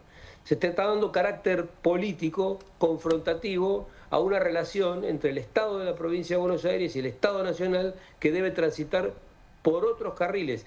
Por otra parte, como lo propone Kicillof, porque anoche se sacó una ley que permite acceder al crédito, pero ese acceso al crédito está comprometido con una distribución del 8% para los 135 municipios. Ninguno de los créditos que ha tomado el Gobierno Nacional para favorecer la bicicleta financiera ha tenido repercusiones positivas en ninguna provincia. Eso entra por una ventanilla y se va por la otra del que cobra rentabilidad en dólares. Diputado, yo quiero recuperar la pregunta que hizo Martín. O sea, más allá de lo dialéctico, Hamilton lo saluda, buenas noches. Más allá de lo dialéctico, más allá de la batalla cultural, más allá de las palabras, efectivamente, en lo técnico, ¿puede el Estado Nacional bloquear el endeudamiento? Porque no me queda claro si efectivamente lo puede hacer. Para colocar deuda en el exterior necesita el aval del Ministerio de Economía de la Nación, o sea, que es un aval que no se, que es un aval que no se le ha negado a nadie. Sí, se puede hacer, pero son esas cosas que se puede hacer, y si estos amenazan, yo prefiero creerles, porque la verdad que la mayoría de las amenazas las han ido cumpliendo.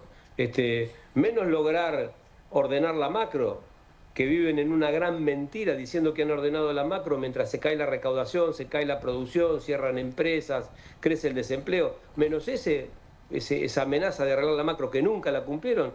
Las amenazas de tratar mal a los jubilados, de boicotear a las universidades, las han cumplido a todas. Entonces, si amenazan con boicotear a la provincia de Buenos Aires, prefiero creérselas y que las desmienta la realidad.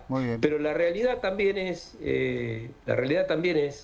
que sería profundamente injusto, más allá de que formalmente, tecnocráticamente, se pueda arguir algún tipo de resquicio entre legal y formal para intervenir. La realidad es que es una deuda completamente razonable, que está afectando cada vez menos a los ingresos de la provincia de Buenos Aires, que tiene una relación decreciente con el Producto Bruto Geográfico y que ha sido aprobada por la legislatura de la provincia, que en definitiva, también hay que decirlo, sostiene a buena parte de la Argentina, porque sin la provincia de Buenos Aires es inimaginable una balanza comercial positiva o la sostenibilidad fiscal del Estado federal.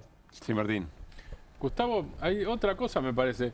En lo que venían diciendo, por lo menos, el argumento para no invitar a Kicillof y a Gildo Infran en su momento fue que no habían estado de acuerdo con el Pacto de Mayo, aquel que fue en julio. Lo que el argumento era político, ni siquiera era técnico en ese momento. Es que se está persiguiendo a personas, a instituciones, a gobernantes, por razones políticas. Así como se estigmatiza por otros motivos, se está persiguiendo a las personas y se está persiguiendo a la diferencia de identidad política. Kicillof es perseguido porque representa el mejor modelo, el mejor ejemplo de un modelo alternativo a Milei. Por esa razón es maltratado, y al maltratarlo al gobernador están maltratando a 17,5 millones de bonaerenses. Es inexplicable que se hayan dejado de remitir 9.000 millones de dólares en menos de 2 años incumpliendo leyes. El reclamo está en la Corte. Quiero decir, no es un argumento político. Ya está reclamando el gobernador judicialmente en la máxima instancia judicial de la Nación. Se incumplen leyes. Se incumplen leyes que no se pueden soslayar así nomás.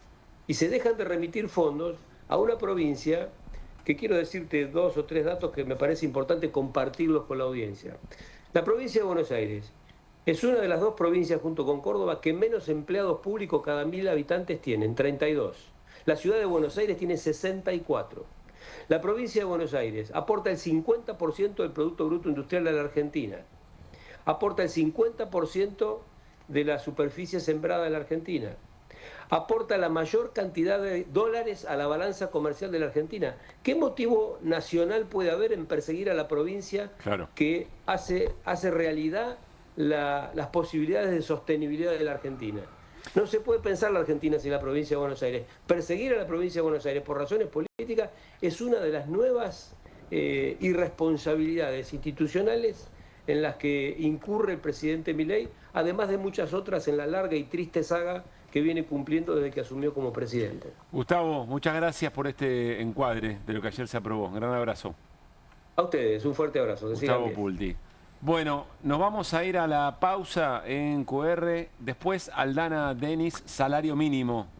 Importante, sobre todo comparando con lo que acabamos de ver de México. Y vamos a hablar de las rutas, del estado de las rutas nacionales, sobre todo a partir de la desinversión del gobierno nacional y sobre todo cuando estamos por salir a las rutas, aquellos que ese 40% que por lo menos duda que se puede ir de vacaciones en este verano en la Argentina. Ya venimos. Movete a las promos que querés. Movete a las promos que buscas. Movete a Credicop. Las mejores promos de ahorro en supermercados y ahorro en combustibles todas las semanas pagando con los medios de pago Credicop. Más promos como estas, movete a nuestras redes. Movete a Credicop. Movete a un banco distinto. Banco Credicop Cooperativo. La banca solidaria. ¿Pensás que las subastas no son para vos? Son para todos, porque podés comprar y vender desde donde estés de manera rápida, fácil y confiable. ¿Querés participar de nuestra próxima subasta?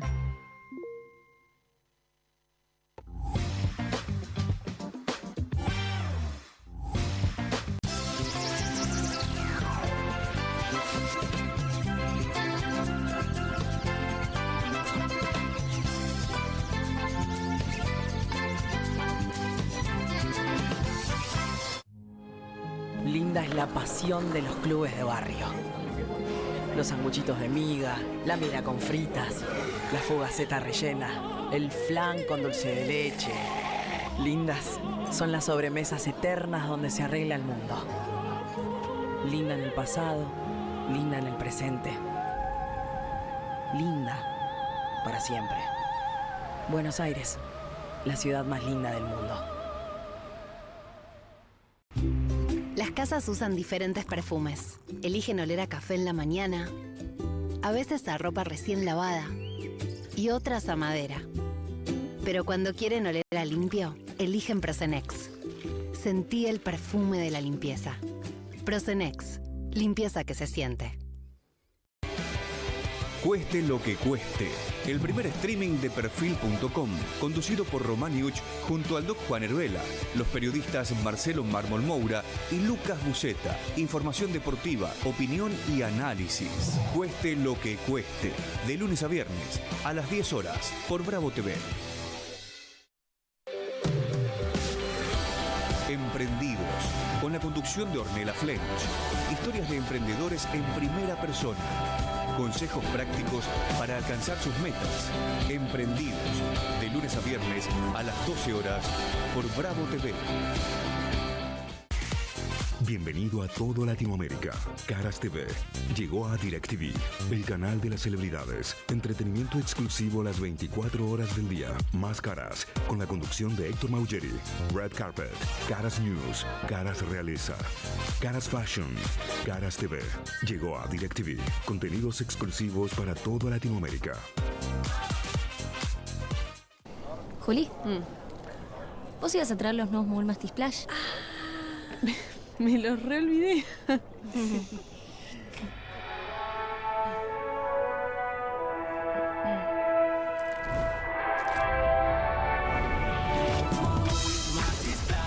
Crujientes y rellenos, no vas a querer compartirlos, no vas a poder esconderlos. Prueba los nuevos caramelos masticables de Moguro, también en su versión extreme. Con Telecentro, esta Navidad se aburre el que quiere. Regala el Deco 4K con tecnología Android TV más internet 1000 megas. Y ahora además, sumale un joystick para disfrutar los juegos del Deco. Pedilo ahora y recibite de Papá Noel con Telecentro. Telecentro, conectando con vos.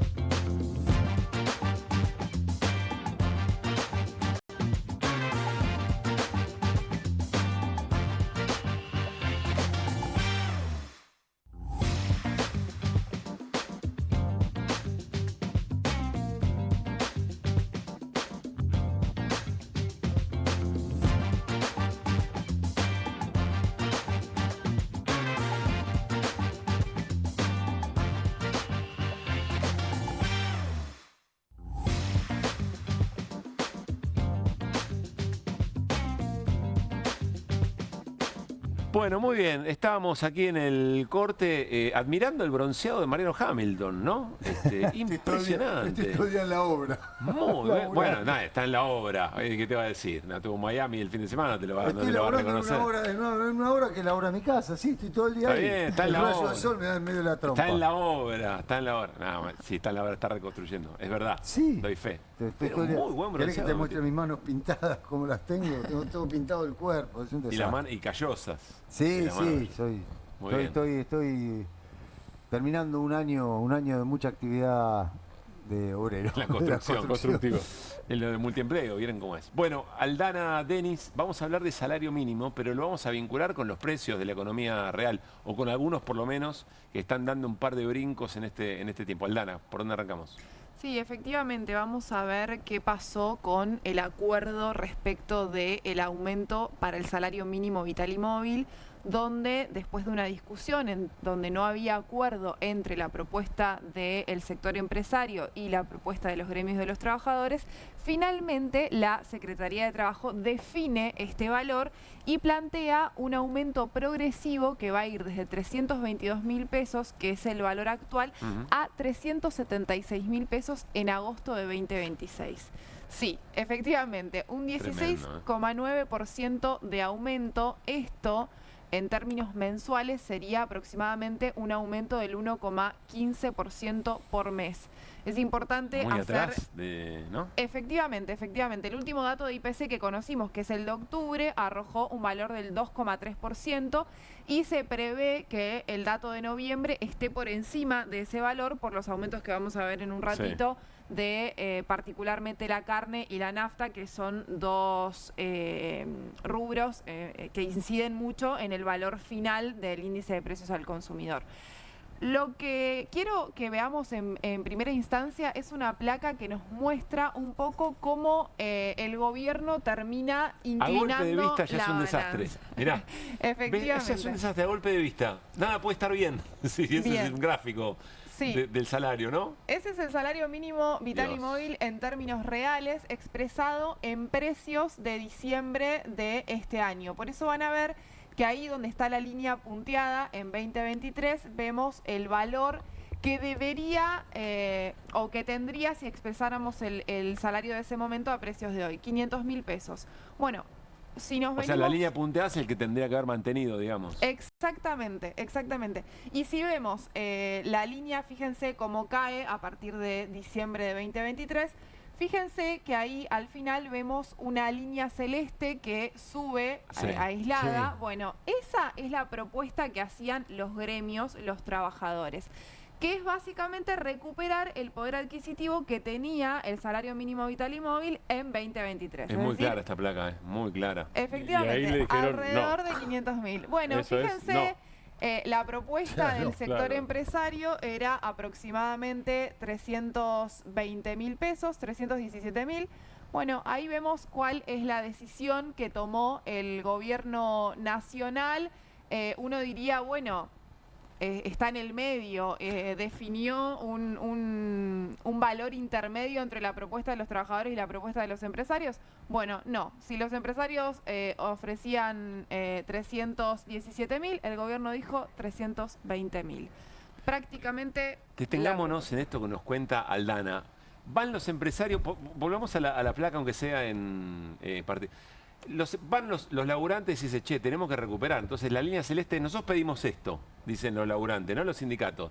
Y la patronal dice, nosotros damos esto, que es la línea que está allá abajo, la propuesta empresaria es la roja.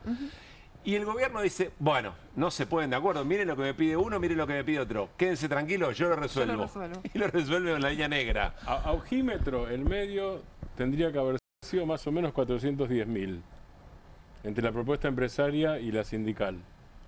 Estoy haciendo tipo cálculo mental, pero nada. Sí, fue, 410. o sea que son 100.000 menos que la media. Entre 410 y 420. Es 100.000 menos que lo que podría haber sido la media. Son 3.000 pesos más que los que ofrecía el sector empresario. Es decir, un gran sacrificio que le están pidiendo al sector empresario para aumentar el salario mínimo. Y corregime, Aldana, pero todas las veces que se discutió salario mínimo durante este gobierno pasó exactamente lo mismo. Pasó exactamente lo mismo, de hecho no lo tenemos ahora, pero hay un registro, nosotros hacemos este mismo gráfico cada vez que se discute el salario mínimo y vemos que el escenario termina siendo prácticamente igual desde la asunción de este gobierno, lo cual se refleja en una pérdida de aproximadamente el 35 o 40% del poder adquisitivo del salario desde la asunción. ¿No?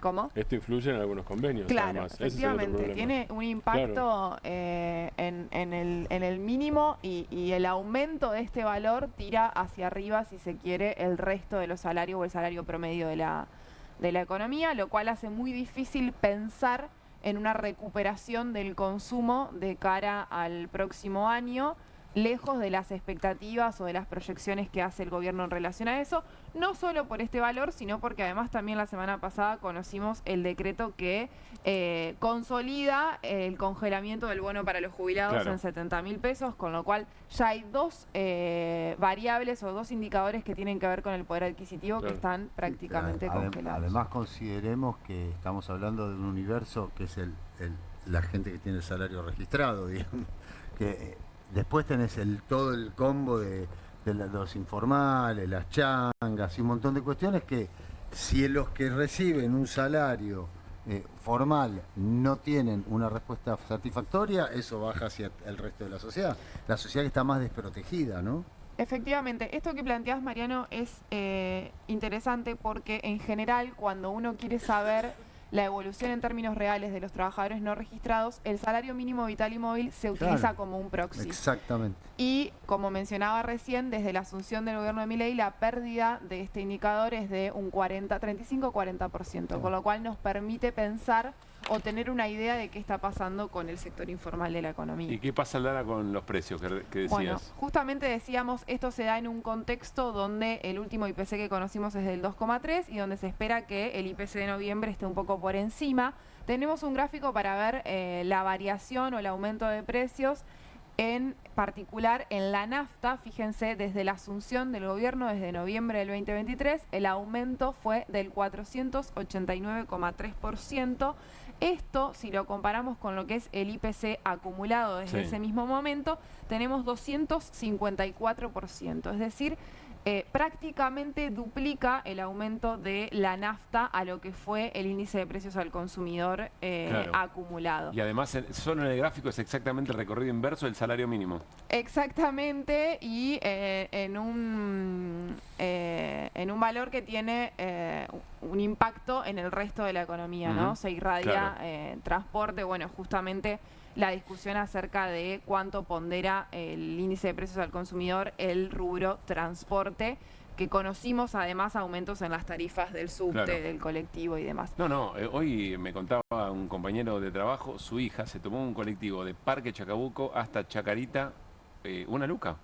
Sí. Una luca el bondi, una luca 200 del subte. Bueno, se meten lujos, ¿qué quiere? Sí, claro, tiene razón. Les hicieron creer que fue podían... caminando. Les hicieron creer que podían tomar mi colectivo. Claro, ¿no? Bien. Tremendo. Y el otro producto ¿Para qué está la bici? Pero además son El aumento justamente son 3 boletos, con el que vos decías, el que dio el gobierno, son 3 boletos de ese colectivo. Exactamente. Claro. Respecto de la propuesta que hacían los empresarios. O sea, que tampoco es que los empresarios lo estaban pidiendo los sindicalistas el fin del mundo, ¿no? ¿Qué más, Aldana? Bien, y tenemos el aumento de la carne entre octubre y noviembre, un aumento en promedio del 19,3%. Fíjense el precio del novillo por kilo.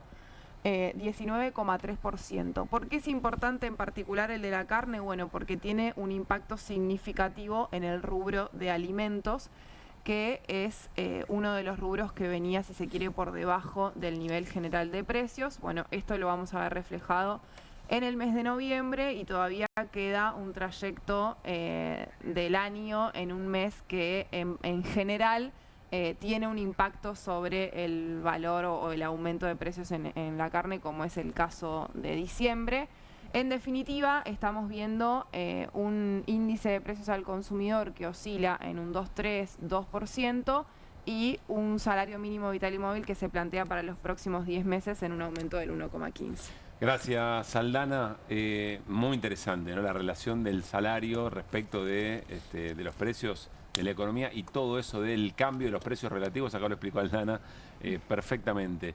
Bueno, quiero, antes de saludarlo a Fabián Catanzaro, que es secretario general de la Federación de Trabajadores de Vialidad Nacional, quiero que compartamos algunos paños, algunas imágenes de usuarios de las rutas nacionales que van tomando la realidad de las rutas nacionales en nuestro país. Esta es la ruta nacional 151 en La Pampa, de 25 de mayo hacia la provincia, no, dentro de la propia provincia, no recuerdo qué localidades une, pero miren esto, ruta nacional estamos hablando, ¿eh? Cada uno va por donde puede, no por donde quiere. ¿Esa es la de Chacharramendi, no? Es que están yendo por la banquina. Es la recta de Chacharramendi, estoy pensando eso, pero no me doy cuenta. No es. ¿No es, no? No. Están yendo por la banquina porque la ruta está toda poseada. Eligen ir por la tierra. Y por la banquina anda 5 por lo que veo, ¿no? Claro. Porque si a 10 ya es peligroso. Porque incluso está ondeada también, ¿no? Sí, anda 5. Esta es la ruta 9. Bien. Esta es... Mirá qué es esto. Ahí cabe una persona, ¿no? Varias personas en ese Enterradas. bache. Es un bache... Enterradas. Sí. O sea, acostadas, tranquilas, descansando. Y esto es ruta 6. Sí. Miren las huellas, sobre todo, ¿no? Esto es un lujo. Esto es un lujo comparado con lo que vimos. Es efectivamente un lujo. Esta dejala, no la toques.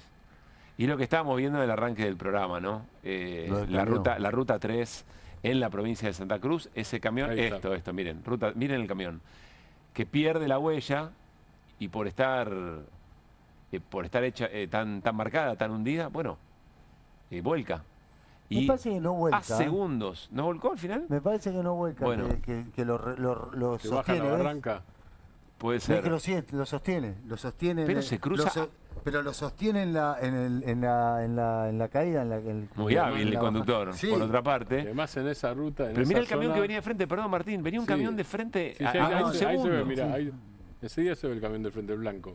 Se ve antes de que se vaya. Por alguna razón empieza a perder la línea de la huella. Y ahí es donde empieza a perder el control. El que lo firma viene atrás. No, el que lo firma de atrás. El que lo firma viene atrás también se la pone. Sí, claro. Fabián Catanzaro, secretario general de la Federación de Trabajadores de Vialidad Nacional. Muy buenas noches. ¿Cómo está, Fabián? Hola, buenas noches. ¿Cómo andan? Gracias por atendernos, por esperarnos a esta hora. ¿Cuál es la situación? Ustedes que están todo el tiempo con esto, ¿no? Que tienen un mapa, me imagino, un registro. ¿Estamos exagerando o lo que acabamos de mostrar es buen botón representativo de muestra de cómo están las rutas nacionales? No, claramente, a ver, realidad mata relato y las imágenes son más que elocuentes, ¿no? Es un pequeño muestreo, pero que refleja bastante la situación en la que estamos. Hoy, sobre los 40.000 kilómetros que tiene la red vial nacional, sí. Un 65-70% se encuentra en un estado regular a mano, ¿no? 70% de regular a mano. Las imágenes que ustedes están pasando de distintos niveles de deterioro, ¿no? Ya, bueno, lo decía en la 151 en La Pampa, ya es una situación que ya está advertida hace mucho y que hay que destacar que es casi una de las puertas de entrada a la Patagonia, ¿no? Son rutas con mucho tránsito, lo mismo que la Ruta Nacional 3, que si bien el ejemplo que ustedes ponen ahí es en Santa Cruz, el caudal de tránsito pesado a lo largo de toda la ruta es muy grande y que bueno, que venimos advirtiendo ya esto porque cuando se sigue la lógica muchas veces se buscan las muertes en las rutas y un buen indicador tal vez es, o mejor indicador es el tema de la cantidad de siniestros.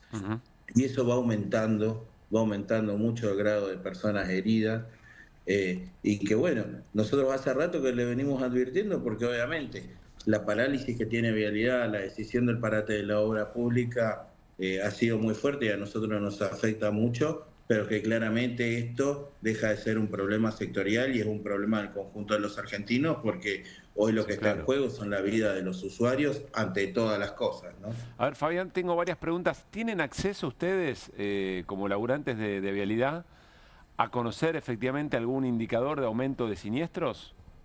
Mirá, Vialidad no solo, o sea, viene bastante atrasado con el tema de la producción de siniestros. Esa era una información que la levantábamos por lo general de la Agencia de Seguridad Vial, sí, ¿no? Que bueno, también fue tratada de disolver con el decreto 461 y que si bien ha sido bastante diezmada, por ejemplo, este año aún no podemos contar con el cierre definitivo de datos de relevamiento por la falta de personal, por el proceso de vaciamiento también que va teniendo y que vamos complementando con los distintos datos de las distintas ONG que hay en la Argentina y que hoy estamos más o menos promediando en 6.300 muertes al año en la ruta, sobre rutas nacionales y que bueno, es la primera causa de muerte en jóvenes de 18 a 30 años. Tenemos casi 10 muertes cada 100.000 habitantes, eso para la OMS es considerado una epidemia, ¿no? Y que tiene que ser tratada como tal, y que bueno, y que lejos de obtener los recursos para tratar de mejorar estas condiciones, todo lo que se proyecta de cara al proyecto de presupuesto del año que viene es que siga esta tónica de falta de inversión, y que lamentablemente no sabemos en qué va a terminar todo que esto. además lo venimos hablando, que además es deuda, porque en algún momento alguien va a tener que hacerse cargo de ese deterioro. Pero además Fabián dice, no sabemos en qué va a terminar todo esto. Sabemos en qué va a terminar esto. Van a crecer los accidentes, se va a hacer mucho más peligroso viajar al interior en auto o en colectivo o lo que hace el transporte. Y no es una especulación, ¿no? Mirá el deterioro. O sea, por eso le digo, Fabián decía, no sabemos en dónde va a terminar. Sí, sabemos. Bueno, esto es una tragedia. No recuerdo ahora el nombre, Mariano y Fabián. El ministro de Obras Públicas de Puyaro, de la provincia de Santa Fe, dijo hace relativamente poco tiempo que esta situación era una suerte de tragedia de 11 por goteo. Sí. En términos del rol del Estado, del abandono. Enrico es el ministro. Enrico, tenés razón. Sí, claramente. Y cayeron muchas condenas por la tragedia. Y cayeron muchas condenas por la tragedia de 11, ¿eh? Sí, así que no se visualiza de la misma manera. Sería cuestión de empezar a poner en relevancia esta cuestión. Sí, o que, por ejemplo, nunca nadie o muy pocas personas se han animado a denunciar a las autoridades de Vialidad Nacional por el estado de abandono y la falta de mantenimiento, que obviamente que eso hay que destacarlo, que terminar una obra nueva o planificar una es una decisión política. Ahora mantener lo que vos ya tenés construido es una obligación de ley. Claro. Y eso es por eso también acompaña lo mismo el ejemplo de Santa Fe con el ejemplo de los amparos para sacar el mantenimiento, porque es una obligación de ley que el Estado hoy se corre y que pone en riesgo la vida de los usuarios, que perdonen que sea insistente con esto, pero me parece que es lo primordial, porque podremos estar hablando de lo que afecta a la producción, al PBI, podríamos hablar de indicadores económicos, pero la verdad que nos parece que tal vez es el concepto más fuerte que hay que sostener, porque desde ahí nos agarramos para decir que esto hay que encaminarlo, que no se puede sostener indefinidamente este parate y que este ahorro que hoy pretenden mostrar en realidad es un mayor gasto a futuro. Este ahorro que se hace hoy con la plata de la gente, cada año que no se mantenga, el desgaste es exponencial, es entre 3 y 5 veces más caro luego rehabilitar eso. O sea que hoy lo que nos estamos ahorrando va a ser un gasto mayor a futuro. Claro. Estaba pensando, por supuesto, primero la vida de la gente, pero después la UIA tendría que salir a decir, che, esperá, los costos logísticos me aumentan un montón porque los camiones, me imagino que el flete aumenta porque tienen que empezar a tener en cuenta el deterioro del transporte por la ruta en esta situación. Fabián, no sé si tenés este dato, ni siquiera, como no tengo mucho conocimiento del tema, no sé si estoy formulando bien la pregunta, pero ¿hay algún registro, o puede ser muy heterogéneo, de cómo evoluciona el deterioro de una ruta o de un pavimento en el momento en que se deja de mantener. Es decir, un pavimento que está en relativamente buen estado, ¿en cuánto tiempo se deteriora? No, mirá, eso siempre depende de las condiciones, tanto climáticas como de tránsito que tengas. Claro. Yo lo que te puedo decir es que el deterioro no es lineal, o sea, es exponencial. Vos por cada año que no mantengas, no es que perdés un año de vida útil, lo perdés entre 3 y 5 años, ¿no? Si a eso le sumamos la falta de control, la falta de personal, por ejemplo, para controlar los pesos y dimensiones de los camiones, todo esto va apuntalando a que la vida útil de 20, 30 años que estuvo pensada una ruta, hoy estemos hablando de 10 años o menos, ¿no? Con la inversión que eso significa. Claro. Fabián, gracias por mantenernos en alerta sobre estos temas. Un gran abrazo. Bueno, muchas gracias a ustedes por el tiempo. Un abrazo. Hasta luego. Nos vamos a la pausa en QR. Tenemos más.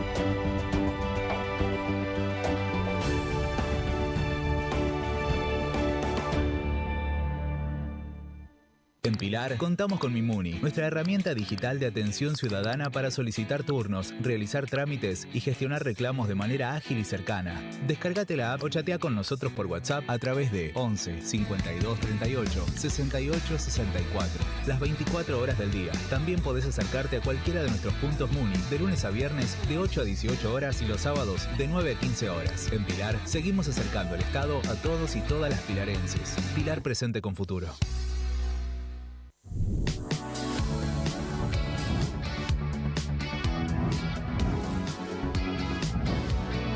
Soy Agustín Neglia, los invito a todos a ver por Amazon Prime lo mejor de La Rioja en nuestra nueva serie de viajes Super Guide por Amazon Prime.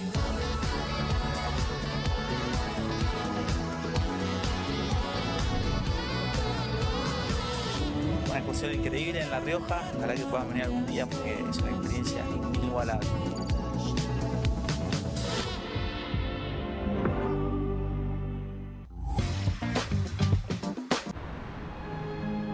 Linda es la potencia del sol que avanza desde el este. Linda es la gente que se levanta al alba para preparar todo, justo antes de que se pongan en marcha millones de soñadores. Linda en el pasado, linda en el presente, linda para siempre. Buenos Aires, la ciudad más linda del mundo. Las casas usan diferentes perfumes. Eligen oler a café en la mañana, a veces a ropa recién lavada y otras a madera. Pero cuando quieren oler a limpio, eligen Prosenex.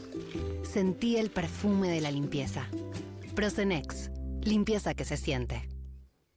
¿Necesitas llegar tranquilo a fin de mes? Tené un préstamo 100% online con WeCred. Te damos un préstamo personal de hasta 400.000 pesos, acreditación por CBU dentro de las 48 horas, mínimos requisitos, cuotas fijas en pesos, rápido, simple y seguro. Ingresá ahora en wecred.com.ar. Feli, ¿vos ibas a traer los nuevos Bullmastic confitados? No, ni idea.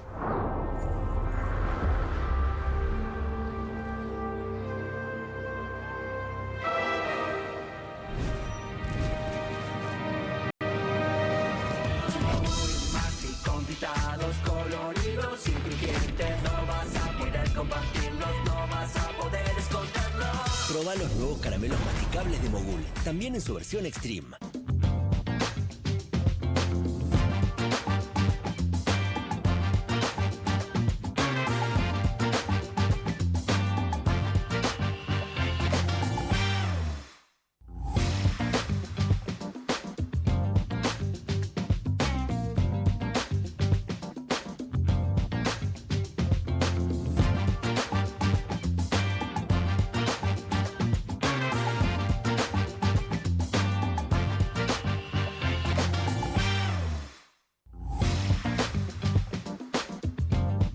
Bueno, muy bien, seguimos en QR. Entiendo que vamos con la agenda del Centro Cultural de la Cooperación, ¿verdad, querido Juli Romero? Muy bien, porque estamos jueves a la noche.